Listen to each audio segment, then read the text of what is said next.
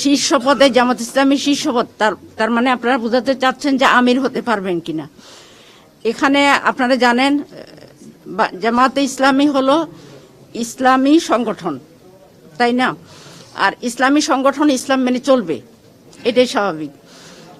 যেখানে আল্লাহ তাআলা পবিত্র কোরআনে বলেছেন আর রিজালু কাওয়ামুনা আলান নিসায়, পুরুষ হচ্ছে নারীদের পরিচালক।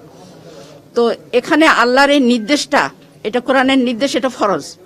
সেই হিসাবে কোনো ইসলামী সংগঠনে নারীরা নেতৃত্বে আসতে পারে না। আর আমরা এটা মেনে নিয়েই আমরা ঈমান এনেছি, এটা মেনে নিয়েই আমরা চলছি।